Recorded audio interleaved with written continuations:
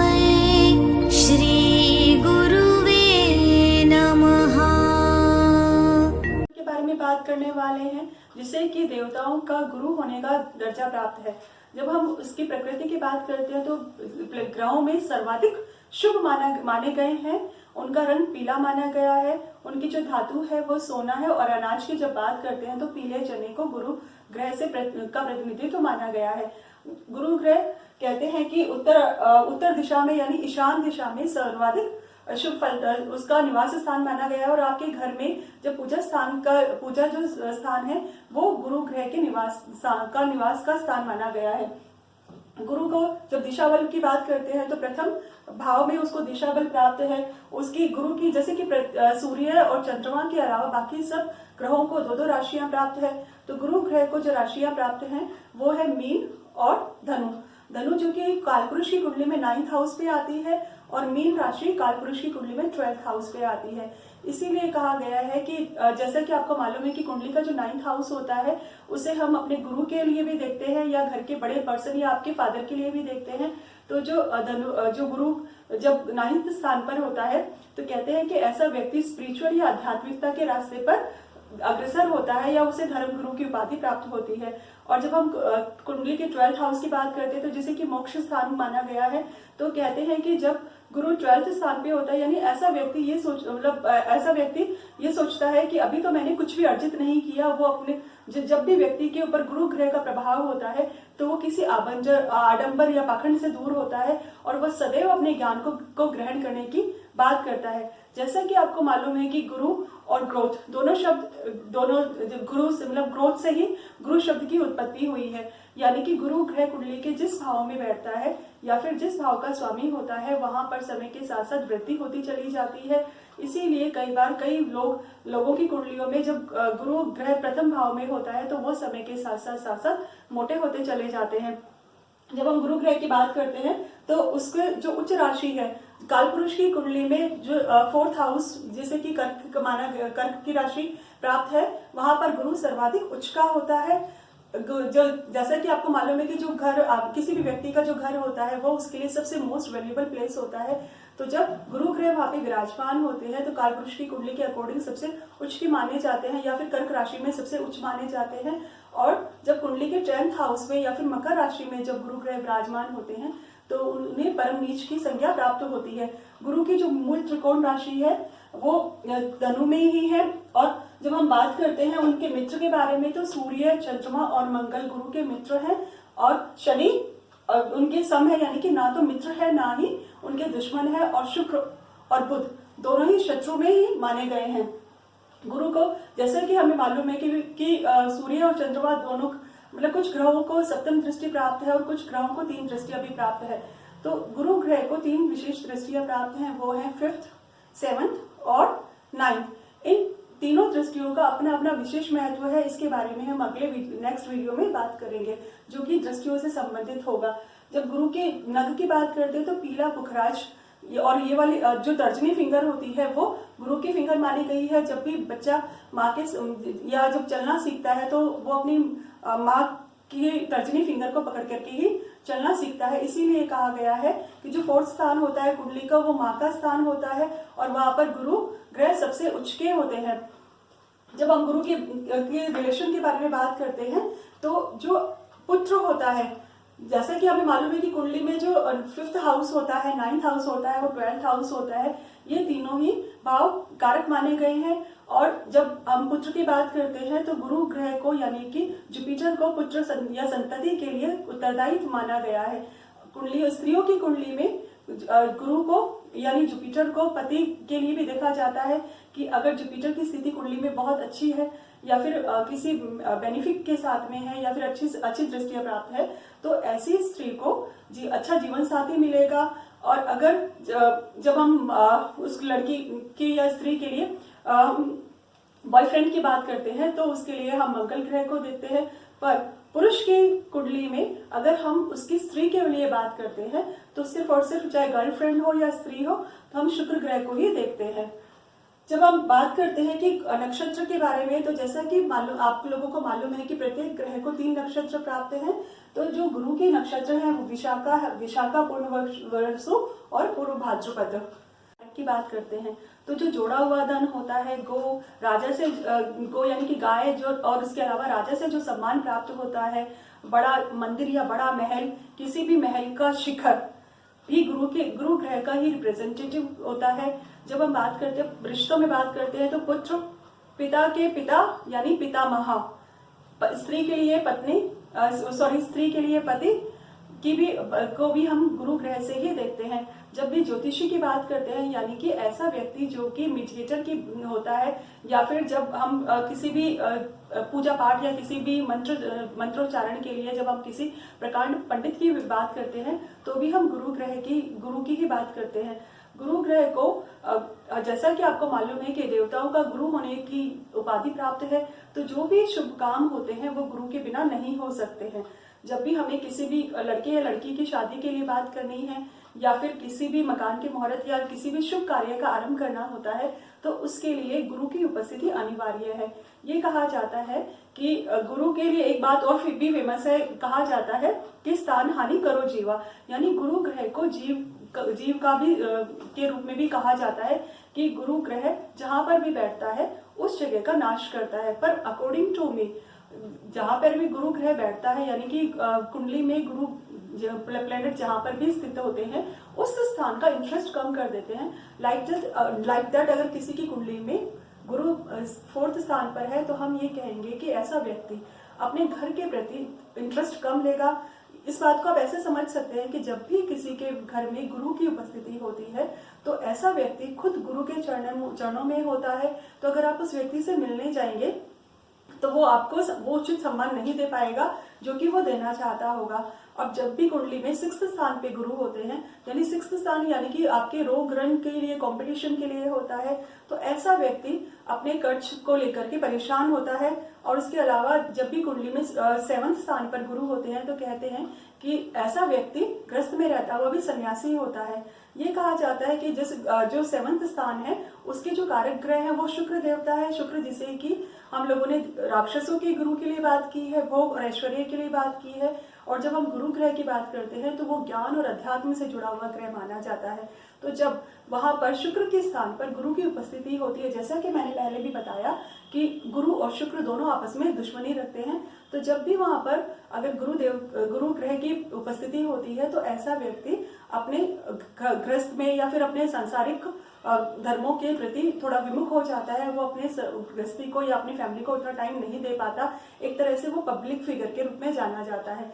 जब कुंडली के 9th हाउस में गुरु ग्रह सर्वाधिक शुभ माने गए हैं, क्योंकि वो उनका अपना स्थान है। और गुरु का जो कुंडली का 9th स्थान होता है, वो कुंडली में गुरु के स्थान के नाम से प्रसिद्ध होता है। यानी कि वो गुरु जो आपको ज्ञान दे। जब भी आप जब भी आप अपने रास्ते से भटकते हैं, तो हमेशा आप गुरु की शरण में ही जाना पसंद करते हैं। जब भी जीवन में बड़े से बड़े संघर्ष या परेशानियां आती हैं, तो आप सिर्फ और सिर्फ अपने गुरु को तलाशते हैं। वो जो आपको मार्गदर्शन दे, जो आपको उचित रास्ता दिखाए और आपको सही रास्ते पर चलने के लिए अग्रसर करे। तभी तो कहते हैं कि कुंडली में अगर गुरु ग्रह बहुत शुभ है, या फिर अच्छी दृष्टियां प्राप्त है, या गुरु जहां पर भी बैठ करके अपनी दृष्टि डाल देता है, तो कुंडली का वो भाव बहुत अच्छा हो जाता है। किसी भी कुंडली में लाखों अगर दुर्योग हो, या फिर कुंडली में सारे ग्रह बुरी स्थिति में हो, पर अगर कुंडली में गुरु ग्रह की स्थिति बहुत अच्छी होती है, तो ऐसा व्यक्ति इजीली अपने जीवन को सरवाइव कर लेता है।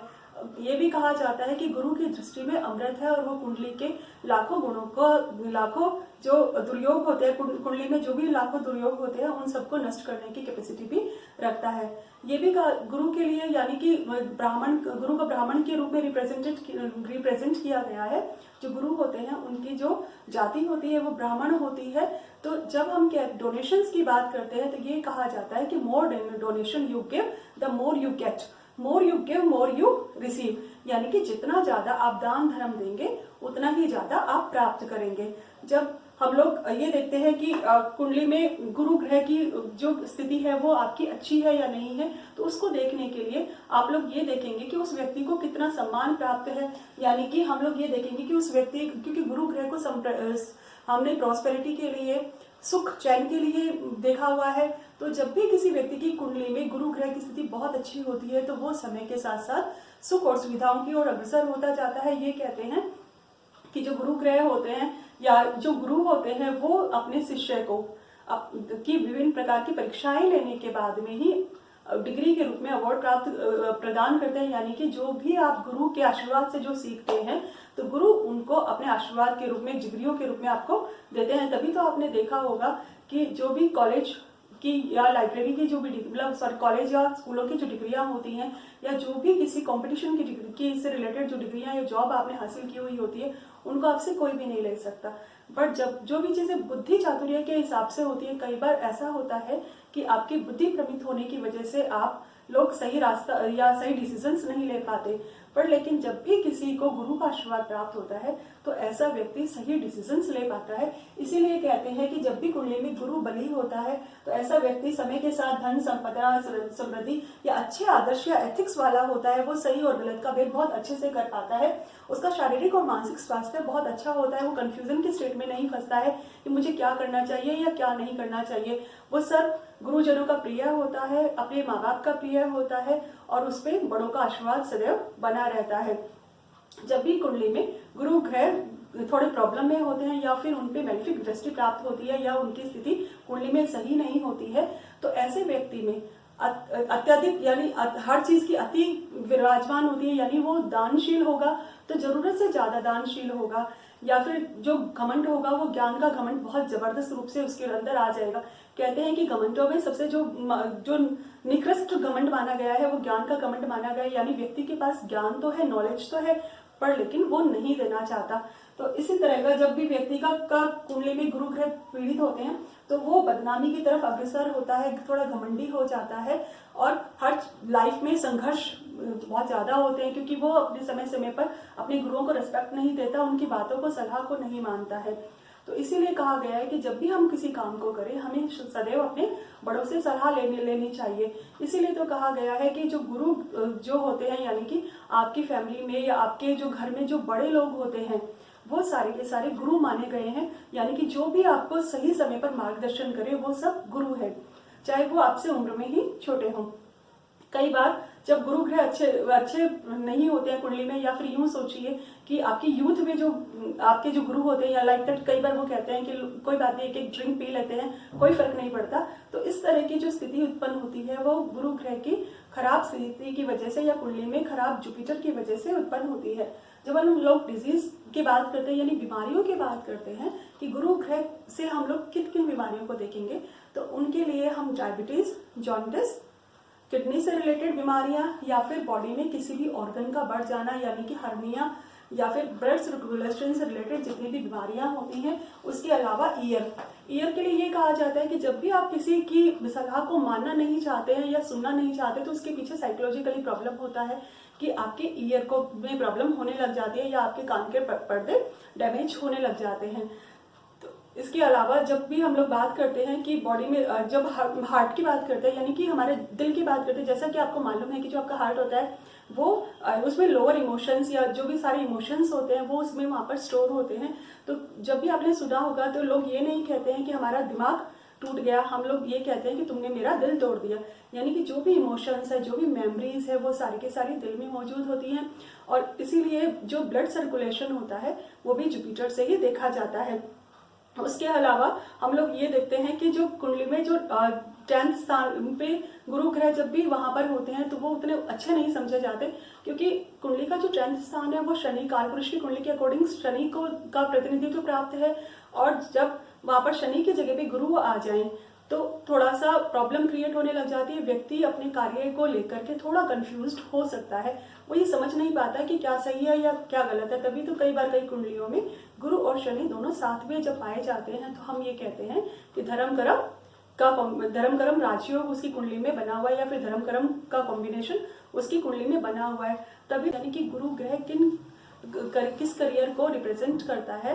तो हम लोग जो भी कंसल्टेंट होते हैं, जो भी टीचर प्रोफेसर्स होते हैं, मोटिवेटर्स होते हैं, गाइड होते हैं या मीडिएटर होते हैं, चाहे वो दो देशों के बीच में मीडिएटर्स हो या दो फैमिली के बीच में मीडिएटर्स हो, तो जो भी मीडिएटर्स होते हैं यानी कि जो बीच का जो काम करते हैं, आपकी भी बात को सुनते हैं और दूसरे की भी बात को सुनते हैं और फिर वो आप लोगों के बीच में समझौता करवाते हैं, या फिर किसी भी जो स्कूल के जो टीचर होते हैं या प्रोफेसर जो भी आपको शिक्षा देते हैं, या फिल्म के जो डायरेक्टर्स होते हैं, वो सभी गुरु ग्रह से ही देखे जाते हैं। जब हम लोग उसके अलावा हम लोग जब देखते हैं कि जो भी मैनेजमेंट से रिलेटेड या मैनेजर्स होते हैं या फाइनेंशियल मैनेजर या ब्रोकर्स होते हैं, बैंकर्स होते हैं, वो भी गुरु ग्रह से ही देखे जाते हैं। उसके अलावा जब भी हम लोग कुंडली में द्विग्रह गोचर की बात करते हैं, या फिर हम ये देखते हैं कि आपकी कुंडली में इस साल या फिर आपकी लाइफ में इस साल क्या अच्छा या क्या बुरा होने वाला है, तो हम द्विग्रह गोचर की बात करते हैं। इसके लिए हम गुरु और शनि दोनों के गोचर को देखते हैं कि उनकी दृष्टि किस भाव पर पड़ रही है, या वो दोनों कुंडली के किस भाव को प्रभावित कर रहे हैं। तो जहां पर भी वो जो भी कुंडली का जो भी भाव गुरु और शनि की वजह से प्रभावित होता है, वो एक्टिवेशन में होता है। जो भी सारे मांगलिक कार्य होते हैं वो गुरु ग्रह की उपस्थिति के बिना या गुरु के आशीर्वाद के बिना नहीं हो सकते। इसीलिए जो विवाह का मंडप होता है या फिर जहाँ पर भी गैदरिंग होती है, जो भी मांगलिक जो कार्य होते हैं, वो सारे के सारे गुरु ग्रह की वजह से ही होते हैं। इसीलिए हम लोग ये देखते हैं कि गुरु की स्थिति कुंडली में कहाँ विराजमान है या फिर वो गोचर में कहाँ विराजमान है। इसीलिए कहा गया है कि जब सिंहस्थ गुरु होते हैं तो विवाह या मांगलिक कार्य नहीं होते हैं।